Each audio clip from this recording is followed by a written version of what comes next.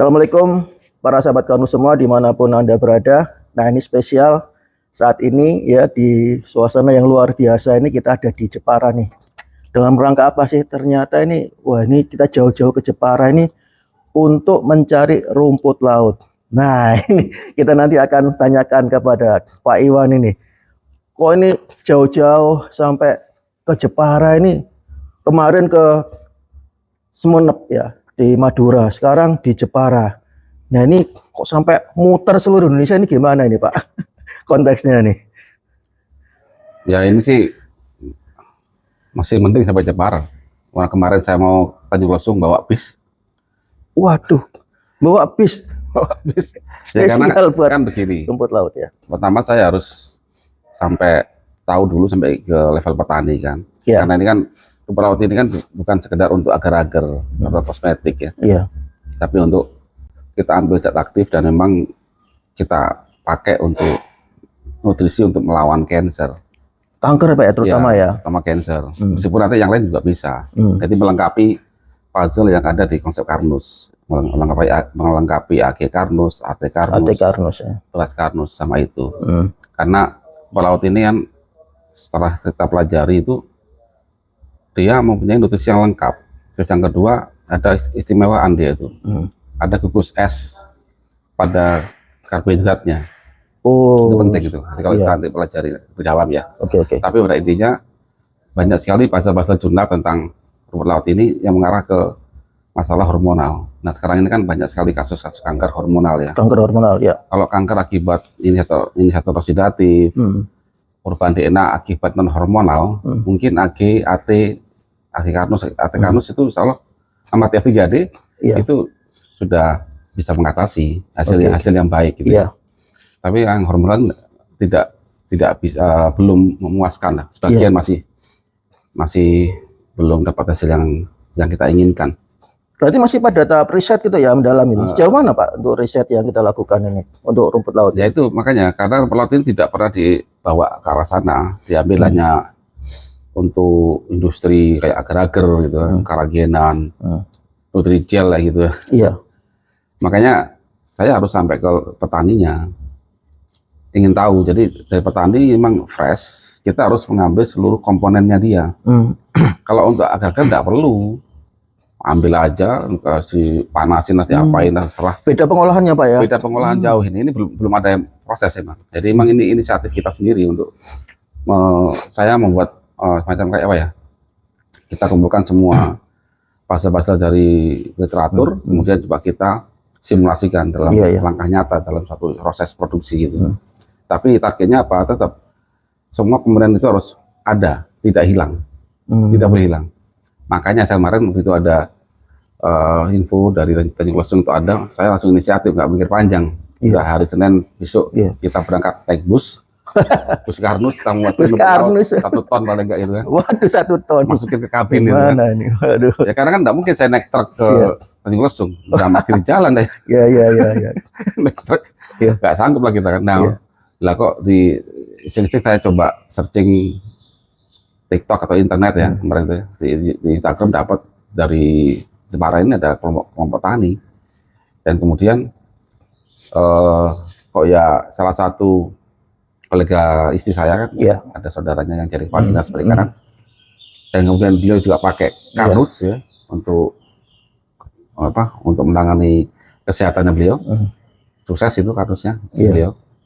Akhirnya langsung dipandu nih, langsung dihubungkan. Nah hari ini kita ketemu nih dengan petani yang langsung dan sudah sedang diambilkan sekarang. Karena dari Jepara ini sampai ke lokasi petaninya 30 kilo. Wah. Dan itu sulit jalannya. Karena kan gini, lokasi pertanian pelaut ini harus jauh dari polusi.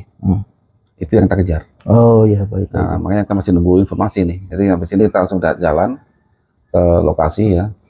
Entah sampai jam berapa kita selesai hari ini. Kan semalam aja kita sampai hotel sini jam berapa? Sampai jam 12 kali. Iya, jam 11-an. 11 ya, jam 11. Dan hotel ini loh, teman-teman Karnus luar biasa. Namanya Rimba Desa. Waduh. Desa di dalam rimba. Rimba Desa itu banyak sekali memang masih banyak sawah-sawah ya. Ya. Terus yang unik kan mandi kita kan langsung ketemu sawah itu. Wah iya Kaca dari kita mandi kelihatan orang. Iya. Untung nggak ada orang lewat ya. Iya. Ada kacanya. Tapi luas sekali ya. Siap. Sepi hotel ini. Ini Bapak Ibu kalau teman-teman Kanus kalau lagi ke Jepara ini recommended lah. Iya, tempatnya juga enak ya untuk gathering Sepi, keluarga juga ada acara, silakan nanti. Ini sebelah kita ada bawah ini ada hall ya. Iya. Ada hall. Ya sambil kita bikin acara di sini ya. Oh siap Sambil. ya. Wah, pasti akan asik sekali ya. Tunggu aja tanggal main. Oke, kelas di sini. Baik. Tengah sawah. Ya, baik Pak Iwan. Ini kan tantangannya ini tadi Pak Iwan bilang ini bagaimana mempertahankan komponen alaminya itu istilahnya sebesar-besarnya ya, tidak banyak hilang. Dan tantangannya juga, mohon maaf ini Pak, rumput laut ini bau dan juga rasanya luar biasa nih kalau ini juga salah satu tantangan ya Pak ya untuk bagaimana supaya mengkonsumsinya juga nyaman ini. Kalau nggak nyaman dikonsumsi kan ini juga nggak bisa istilahnya nggak bisa masuk ke kita. Ini lautnya udah jadi. Iya. Ini saya minum. Nah sudah diminum sama beliau. Ini tinggal satu doang saya sendiri. Dan makanya saya buat timbang. Nah ini timbangan ini Pak untuk apa ini Pak? Ya karena Oh, ini kan belum disasetin. Oh jadi Ya, saya itu harus ya. timbang dong. Jadi timbang. Paling enggak ini 2 gram per sajian. Saya targetkan satu hari 3 gram 4 gram per hari. 2 gram. Kalau 2 gram itu berarti kalau di sendok teh berarti udah sampai penuh juga ya? Ya nggak sampai sih. Nggak sampai. Nggak itu. Tantangannya di situ. Ini saya minum ini. Nah ternyata minum ini bisa nih sahabat Karnus ya. Soalnya kemarin dalam masa riset itu kan kita cobakan ke beberapa penderita itu Pak. Dan itu tantangannya memang proses untuk minumnya tuh ada yang tidak nyaman karena rasanya itu. Pada proses yang terakhir kemarin, yang ini itu lebih nyaman. Jadi saya kalau bikin rumput laut ini ya, saya timbang ke 2 gram, kemudian saya kasih AS. Iya. Nah, ini AS ini. Saya kasih AS. Dicampur Pak ya? Campur aja ke air panas. Rumput laut campur AS, air panas. Air panas atau air hangat Pak? Panas aja. Panas. Ada aduk sampai larut. Tapi nanti dia mengental. Tuh. Enak kok di badan. Jadi saya rasakan itu secara subjektif ya, dan sedikit objektif. Subjektifnya kan yang saya rasakan tuh. Iya. Objektifnya adalah kan saya sering cek lab di Kanus Care ya. Iya. Hampir 2 hari sekali ya. Iya. Monitoring. Iya. Selama 1 bulan itu. Jadi profil lipid itu bagus. Padahal kolesterolnya itu Pak ya. Kolesterol ya. Di range 147 sampai 180 ya. Padahal sebelumnya di atas 200 ya. 200 sekian itu aja. Nah, karena memang saya kombinasi, saya full AG, jadi AG ditambah AS itu saya minum. Saya minum sekali, kemudian saya tambahin rumput laut. Rumput laut ya itu. Nah, jadi memang ini efek sekali. Terus beberapa relasi kita yang sempat kebagian KRL dalam masa riset ya. Ini masih dalam rangka riset ya para sahabat Kanus semua. Jadi ditunggu dulu, sabar. Ya, jadi ada hasil yang cukup menggembirakan ya. Ada 2 orang yang CA ya. Mereka sudah hilang semua anunya. Jadi ketambahan ini KRL itu. Memang keluhannya membaik ya maksudnya. Baik. Dan bahkan beberapa kayak benjolan di aksila dan sebagainya itu ya, metas itu ya hilang juga. Makanya tantangan cuma satu, jadi penyediaan rumput laut ini harus lebih serius kita nih. Tapi ini bukan obat ya, ini nutrisi. Jadi pandangan kita adalah ini nutrisi. Dan komponen di dalam rumput laut itu masih lengkap. Jadi banyak sekali komponen-komponen yang di dalam rumput laut ini yang memang mengarah ke hemostasis hormonal. Dari yodiumnya tinggi itu. Nah, yodiumnya tantangannya yodium. Saya baca itu yodium itu malah bisa mengembalikan keseimbangan hormon, karena dia kan langsung untuk ke tiroid ya. Dia mengendalikan banyak pathway kan di situ. Jadi ini masih puzzle. Jadi beberapa banyak penelitian itu yodium ke arah hormonal, yodium ke arah gatekeeper pada sistematik hormonal dan sebagainya itu banyak. Memang sebenarnya bukan jurnal yang baru-baru ya, jurnalnya yang masih agak lama-lama. Tapi it's okay lah. Itu kan mungkin dulu sempat heboh diteliti, kemudian terdistract risetnya. Nah, coba kita angkat sekarang. Jadi kalau misalnya para sahabat Kanus ini kan mungkin ini sudah dapat informasi ini nggak sabar nih kan. Kita belum juga merilis ini Pak ya produk dari sini. Terus wah saya konsumsi rumput laut aja yang di luar sana yang sekarang ini banyak di pasaran itu gimana Pak? Nggak Apakah ada manfaatnya? Nggak ada. Nggak ada Seperti manfaatnya ini. ya. Belum pengen apa yang barangnya mana barangnya? Enggak, kalau misalnya kan selama ini ada minuman rumput laut yang minuman-minuman itu Ya gimana, berarti Pak? itu ya nggak bisa itu. Jadi gini, rumput laut itu sama yang kotoni ya, Iya. dipanen dari petani. Anda biarkan 1 hari aja kena udara jadi putih. Kalau sudah putih Ya sudah teroksidasi dia. berarti sudah hilang Ya manfaatnya. tinggal ketemu agar-agar. Belum lagi kalau dia dijadikan minuman kan harus enak, ya kan? Maka Tambahin. dia akan direbus lagi, direbus kemudian dikasih mungkin batu kapur ya, menghilangkan amisnya. Itu semua makin terhidrolisis, termasuk gugus esnya itu yang awalnya dia berkaitan dengan H, nanti dia jadi O. Jadi es, dia hilang dia es saja. Artinya ya sudah hilang. Ibarat apa ya? Ibarat pistol nggak punya peluru gitu. Makanya masalahnya kalau ada yang jual sih nggak apa-apa gitu loh. Harus saja sudah Anda beli rumput laut ini Yang gitu untuk ya. terapi ya. Ya, karena nggak ada. Karena selama ini memang tidak digunakan untuk itu. Rumput laut sebagai ya gimmick makanan seharian kayak agar-agar. Makanan sehat katanya gitu ya. Hanya diambil seratnya aja. Seratnya. Bukan zat aktifnya, bukan gugus es dan hanya bukan flavonoidnya, bukan. Just untuk biar enak. Belum lagi kalau jadi agar-agar kasih rasa vanila. Iya, iya. Ya di mana kalau asalnya ada nih pasien-pasien CA yang sedang pakai kardus akan sah saja situ. Masalahnya nggak ada. Kalaupun ada sekarang kan Anda lihat tuh banyak sekali kayak kapsul-kapsul, ya kan, atau tablet-tablet rumput laut, ekstrak-ekstrak gitu kan. Itu juga nggak jelas itu sekarang itu, karena dari range harga itu dari paling murah dan mahal itu ada. Merek yang sama itu paling murah, paling mahal. Dan kalau ditabletkan, dia pasti kasih filler.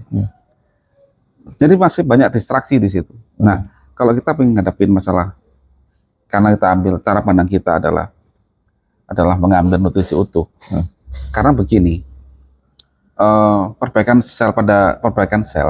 DNA itu membutuhkan suatu komponen nutrisi yang utuh. Coba ingat-ingat waktu kita belajar DNA repair, atau paling gampang lah, setiap DNA repair itu atau informasi DNA itu pasti harus dari DNA ya, ada stimulan sehingga dia akan dibaca, ya kan, ditranskripsikan jadi mRNA gitu. mRNA kemudian ke ribosom kan, yang membawa pesannya. Ribosom kan, diapain ribosom? Dia butuh asam amino. Nah itu aja komposisinya di situ.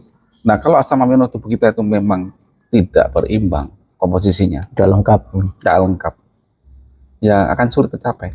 Tidak lengkap dan tidak cukup Pak ya. Tidak cukup, tidak lengkap, tidak cukup. Komposisinya itu gini, misalkan nih dalam satu gram misalkan, mestinya nih glisinnya, contoh ya, glisinnya mungkin 10%, 1 gram.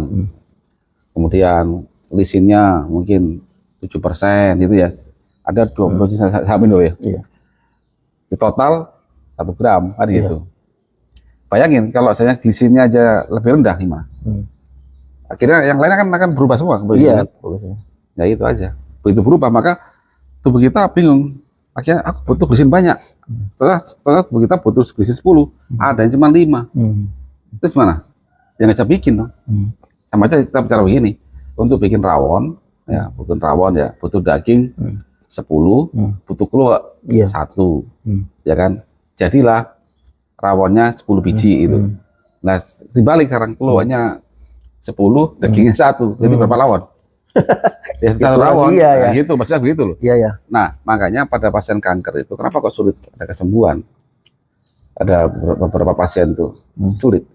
Karena tadi komposisi asam amino tubuhnya itu tidak berimbang, udah kacau balau. Dari mana? Dari makanan. Makanya kalau kita mau mendekati dengan skema untuk perbaikan DNA, kita harus kafah nih. Pertama, kita simulasi dengan Algati misalkan. Kemudian sistem imun, kemudian kita bantu MMP-nya. MMP-nya supaya tidak terlalu agresif, sehingga dia tidak mudah untuk proliferasi. Itu dengan TF3D, aktif pun bisa. Terus apa lagi setelah itu? setelah terstimulasi gen P53 itu kan harus ditransaksikan ke ribosom. Ini perannya. Karena yang memperbagi DNA bukan gen ini, bukan, tapi protein dari gen tadi. Protein yang perbaiki. Gitu. Protein itu dibuat dari asam amino, ribosom dengan kode dari DNA kan gitu. Kalau asam amino ada yang nggak cukup, ya nggak jadi. Terutama yang esensial ini Pak ya. Yang nggak ngerti banyak juga. Itu. Kita banyak mementingkan esensial. Ya. Tapi yang total yang lain juga nggak ada juga. Ternyata tubuh kita nggak bisa memproduksi yang non esensial juga. Wah, itu juga jadi masalah. Nah, terus bagaimana solusinya? Ya kita makanya saat ini kita harus fokus mencari makanan yang masih buatan Tuhan. Mencari makanan buatan Tuhan. Tidak banyak campur tangan manusia. Apa contohnya ya, kan laut, tapi jangan ada formalinnya, yang segar dan beraneka macam. Apalagi rumput laut, ikan liar. Yang semua harus settingan dari Tuhan aja. Nah itu, jadi itu poin pentingnya. Nah kebetulan rumput laut ini punya zat-zat yang memang unik gitu loh, yang tidak ada di tempat lain. Nggak ada tempat lain selain di rumput laut itu. Cuma karbohidratnya, bagian karbohidrat itu kan kalau dipecah akan jadi glukosa ya, atau fruktosa, tergantung dia gimana rantainya.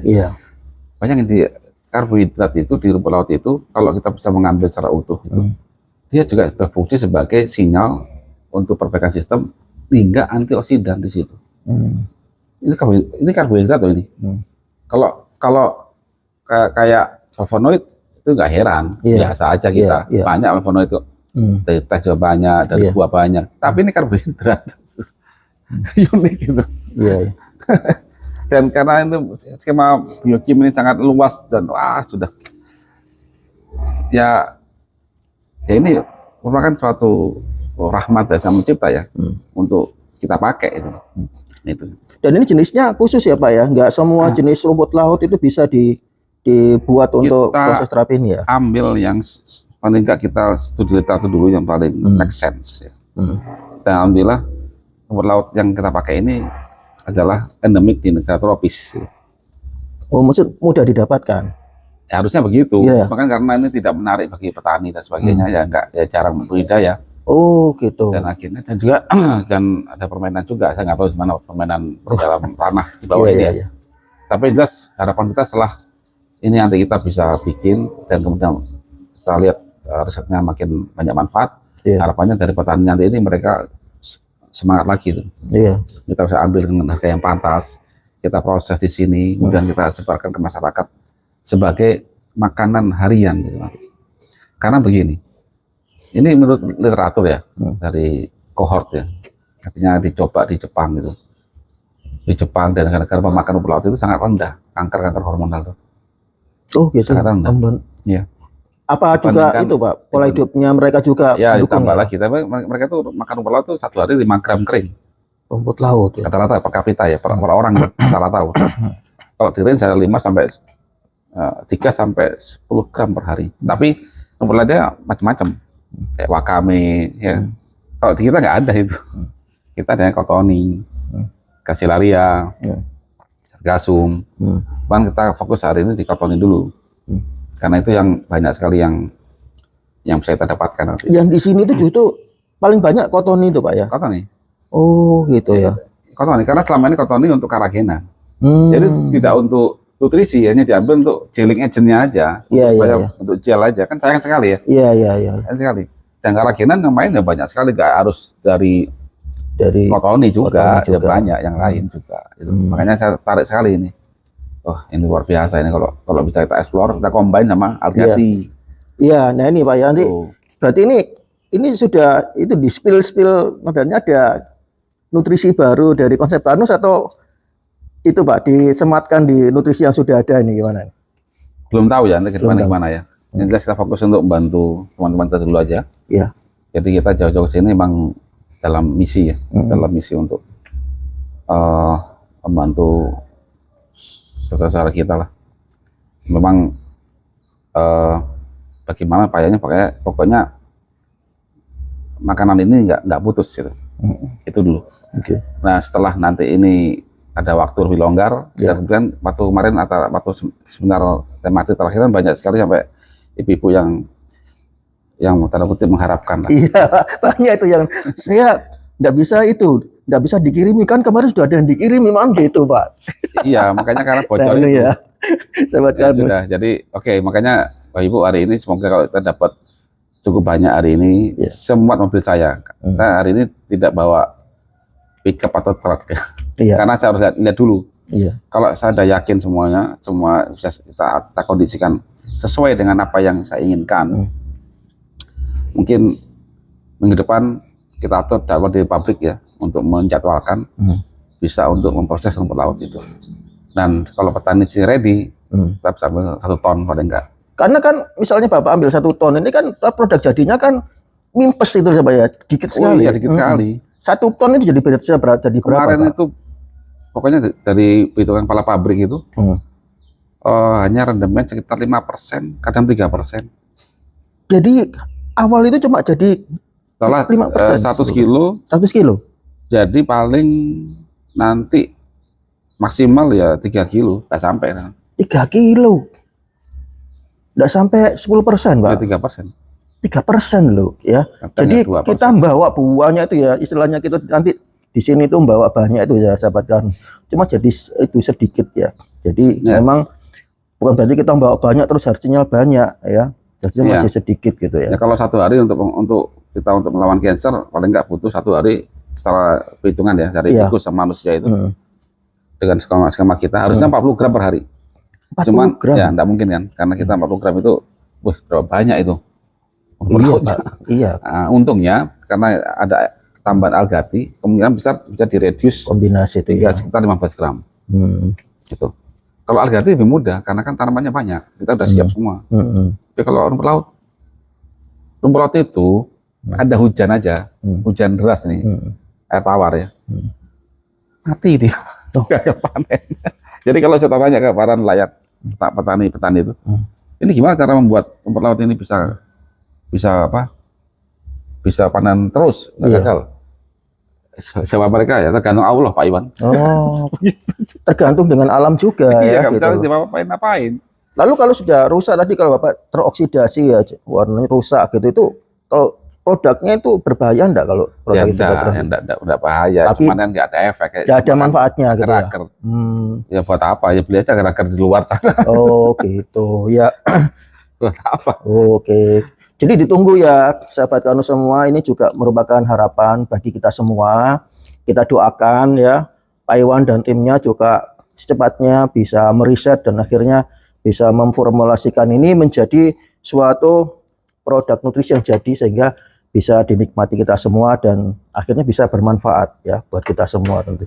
Nah, ini juga mumpung ini di sini Pak sekalian ini kan konsep Karnus ini, wah ini sudah mulai nih ya istilahnya banyak dikenal ya, sudah mulai memasyarakat. Banyak yang selama ini Bapak di media sosial ya. Mungkin ambil di podcast yang sudah itulah banyak dilihat oleh masyarakat, tentunya mengundang pro dan kontra ya. Tidak heran karena memang konsep Karnus ini seakan-akan menghadirkan suatu mindset baru Pak untuk penanganan itu dan juga untuk bagaimana cara kita untuk sehat gitu ya. Salah satunya juga ini sudah isu lama tapi juga sampai sekarang ternyata masih menjadi suatu hal yang menjadi perbincangan ya. Masalah telur dadar aja masih sampai sekarang ternyata masih banyak yang merespon. terutama bagi mereka-mereka yang berkompeten di bidangnya gitu Pak. Iya. Gitu. Jadi untuk ya mengajak sedikit diskusi untuk apakah memang benar prosesnya seperti itu, telur dadar dan sebagainya. Itu kalau tanggapan Bapak gimana ini? Ya fenomena ini yang masih terjadi ini pro kontra ini. Sebenarnya itu sudah apa ya? Tidak perlu diperdebatkan saya. Kalau Bapak Ibu percaya ya, artinya gini, kalau ada warning begitu, kita sebagai orang yang bisa mempertimbangkan. Ada warning, ada kecenderungan bahwa itu avidin mengikat biotin dan konsentrasi sosial itu sangat rendah sekali. Dan waktu kita mendadar itu suhunya kita mentok di 70 derajat Celcius. 70. Faktanya begitu kan. Kita udah pernah tes kok. Orang itu 70 ya. Waktu Iya, dadar itu. dadar itu. Dan suhu di dalam dadarnya itu sekitar 70 derajat Celcius. Sedangkan avidin biotin itu, saya pernah baca juga di jurnal-jurnalnya, penelitiannya langsung, dari kinetikanya itu, begitu dia terikat, itu meninggal butuh suhu 120 derajat, kalau nggak salah gitu. Artinya kalau kita mau mencapai suhu segitu, maka harus kering banget dan kosong. Kosong, Pak. Kosong. Ya. Nggak bisa dimakan, Pak. Nah, Sama aja. itu masalahnya. Jadi kalau ada warning begitu ya alangkah bijaknya. Iya. Tidak, kita mengakali aja sih. Sebenarnya di kasus itu ini loh ada fakta begini. Kalau Bapak Ibu tabrak ya silahkan. Toh nanti yang kena juga sel-sel tubuh kita. Nggak langsung sekarang kok. Ini kan nanti berakumulasi kan. Toh kalaupun saya sangat suka dadar, ya sudah kalau makan dadar, tambahlah makanan yang kaya biotin kan begitu. Iya. Nah atau kalaupun Pak saya pengen dadar, ya pakai tata cara karnus, putihnya dulu dinaturasi. Ya. Makanya goreng dulu putihnya sampai menggumpal, terus dinaturasi. Baru kemudian kuningnya dimasukkan. Jadi juga dadar, begitu. Ya.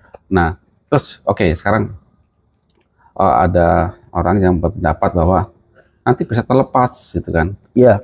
Tadi sudah saya jelaskan. Avidin biotin kalau ketemu harus minimal suhu 120 Celcius. Bisa lepas. Nah, kalau pada faktor mendadarnya jelas kita akan agak gosong di situ. Mungkin sudah gosong kalau yang patah sudah segitu ya. Nah, sekarang kita coba lihat definisi denaturasi. Denaturasi. Denaturasi itu bukan merusak protein, bukan merusak, tapi dia denatur, artinya tidak menjadi awalnya begini, itu protein, begitu kena panas ya, maka dia mengungkap ini. Jadi gini. Nah, itu namanya denatur. Itu. Nah, sekarang posisinya avidin itu kalau saya ada 8 gugus ikatan hidrogen, ya avidin itu kayak kantong ini. Ada 8, 1, 2, 3, 4, 5, 6, 7, 8 gugus yang akan siap menerkam, mengikat biotin. Nah, biotin kecil, segini biotin itu. Biotin ini bayangin, ini kantong begini, ini biotin. Plek dikit ini, 8 yang merantai dia, gitu kan. Terus gimana caranya kita memanaskan? Agak sulit ini kalau kita memanaskan dengan denaturasi itu. Denaturasi sehingga struktur 3 dimensinya itu rusak gitu. Ya, dia tetap terperangkap dia. Kecuali ini avidin, ya politelur masih begini, masih utuh, belum kena biotin. Anda panaskan, maka dia akan begini nanti, kerak gini. Nah bentuk kerak begini, kena kuning telur, ya nggak apa-apa. Kan udah zaman itu begini. Sekarang bayangkan, ini awalnya begini, kena undang ikat biotin. Anda panasin, ya kerak gini, tetap terikat lah biotinnya. Kecuali ada gosongin sekalian, baru lepas semua. Biotinnya rusak Anda, rusak.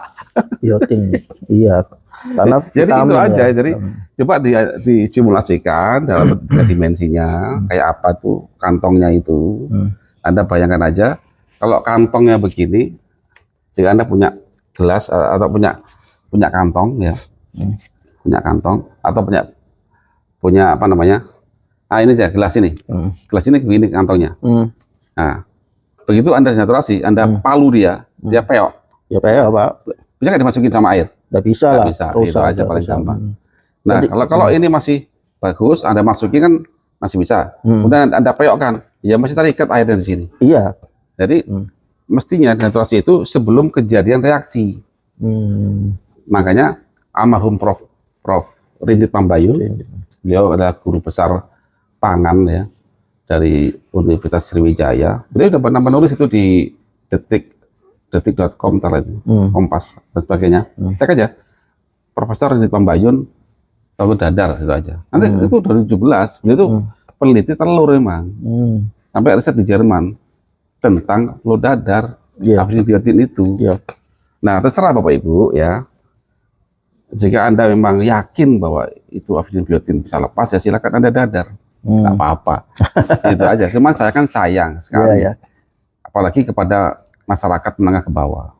bawah. Yang tiap hari makan telur, Yang gitu, Pak, dia ya. membeli telur itu dengan harga yang bagi kondisi ekonomi saat ini apalagi sudah cukup mahal bagi mereka. Alangkah sayangnya jika mereka itu beli telur ini susah-susah kemudian dikasihkan ke anaknya. Hari ini anaknya hanya makan telur aja. Nggak dapat manfaatnya. Akhirnya kekurangan biotin. Nah, kurang biotin, apa? Pertumbuhan anak itu tidak bisa diulang. Waktu terus berjalan. Kalau sampai hari ini harusnya dia tinggi, naik setengah senti misalkan, kurang biotin karena biotin penting banget tuh. Pertama dia rantai ganjil pada asam lemak itu dia butuh biotin untuk jadi dibakar jadi asil CoA. Iya, masuk ke kemudian kolesterol tadi butuh juga biotin itu untuk jadi hormon steroid butuh biotin karena hampir semua proses-proses biokimia itu melibatkan karboksilasi dan dekarboksilasi. Pengurangan karbon atau penambahan karbon, dan itu harus makan pada biotin. Dan kalau kita gampang saya kasih suplemen biotin, ada begitu kan? Itu tidak kan kurang bijak juga. Karena apa? Kita hanya butuhnya berimbang. Anda kelebihan biotin, masalah juga dia itu katalis kok. Dia itu bahaya juga loh kalau over biotin. Makanya di dalam kandus ini lebih baik Anda gunakan komposisi yang sudah Allah sematkan di alam semesta ini. Suplemen itu hanya pada waktu Anda memang butuh sekali, hanya sesaat, tidak bisa selamanya. Itu pun secara alami kebutuhan untuk suplementasi itu sebenarnya kecil. Biasanya harusnya sudah bisa dari makanan, dipenuhi dari makanan. Asalkan ini sesuai dengan tadi tujuan konsep Karnus tercapai kondisi homeostasis itu ya tubuh gitu. Itu harus berimbang. Itu aja. Yang memang agak sulit sih memahami pola pikir kita ya. Tapi apa namanya pro kontra itu ada, pendapat ada, dan kita yang penting kita tidak boleh merasa paling benar. Iya, benar. Kita coba sampaikan Bapak Ibu make sense ya silakan Anda ikutin, tidak ya silakan Anda. Kita pun punya dasar. Tapi dasar-dasar inilah makanya kita coba sampaikan gitu loh. Mana yang benar ya Allah alam gitu aja. Dari dasar ini makanya kalau dalam ranah kita perdebatan ilmiah itu dasarnya apa gitu aja kan. Kalau kita dasarnya dari pertama dari KD, standarisasi, kemudian bentuk strukturnya. Kemudian kita berpikir analoginya. Kalau sudah mengantong begini, 8 gugus niketin, jedial begini masuk, ini gimana mau dinaturasi? Setelah kita analogikan aja, nggak bisa. Berarti alangkah bijaknya sebagai manusia yang dikasih akal, ayo kita hindari dong dadar atau mencampur putih dan kuning waktu mentah, kita hindari. Terus apa solusinya? Ya Anda ceplok aja, atau Anda dinaturasi dulu putihnya. Jadi putih kuning pisahin, yang putih Anda dinaturasi dulu. Putih dinaturasi, baru campurin kuningnya, dikopiok di ala konsep Karnus lah. Jadi gitu. Juga. Ya baik. Ya itulah Pak. Namanya ilmiah itu dengan munculnya seperti ini pasti namanya ilmiah itu akan berkembang. Nanti akan ada riset-riset baru, ilmu akan terus berkembang ya. Dari adanya ilmu yang sekarang ini ada yang berpendapat A, ada yang berpendapat B, kemudian akan diriset lagi dan akan berkembang. Itu namanya ilmiah. Ilmu pengetahuan akan selalu berkembang. Buku yang terbaik akan selalu ditulis yang baru ya, masih berkembang. Jadi 10 tahun yang lalu ilmu dengan saat ini sudah berbeda. Pun demikian ilmu yang ada sekarang 10 tahun lagi akan juga berbeda tentunya. Jadi ya asalkan itu sesuatu yang bisa dipertanggungjawabkan, memiliki dasar ilmiah, seperti juga kita ya Pak ya, pasti ada landasan ilmiahnya. Itu kita berikan kepada para sahabat Karnus semua, karena memang kalau menurut konsep Karnus itu untuk sehat butuh ilmu ya. Ya semuanya butuh ilmu juga ya. Itu udah jadi semuanya butuh ilmu ya, tapi spesial untuk konsep Karnus sehat itu butuh orang ilmu. Ini joke aja ya. Korupsi aja butuh ilmu. Jadi semua butuh ilmu, katanya korupsi butuh ilmu. Kalau nggak ada ilmunya ketangkep itu. Ketangkep ya. Jadi ilmu yang bagus nanti bisa korupsi tapi nggak kerasa. Ilmu itu pedang mata dua. Nah, bisa digunakan untuk kebaikan dan keburukan. Tapi kebaikan juga relatif gitu kan. Terus bagaimana kebaikan itu? Ya dalam Karnus kebaikan adalah ya sejalan dengan aturan Sang Pencipta. Ya, itu aja. Baik. saling mencintai sama manusia gitu kan. Ya kita ini kan dalam rangka apa ya, mengejawantakan rasa cinta pada semua manusia. Iya. Kalau kalau kita nggak ada rasa itu, ya kita kan jadi manusia yang individualis kan, manusia yang ngapain lah kita susah begini gitu kan. Iya. Begitu. Jadi cukup lah. Yang penting keuntungan dan sebagainya. Tapi ya kita mau berbuat lebih lah. Ya. Karena alam semesta ini kan diciptakan dengan rasa cinta oleh Sang Pencipta.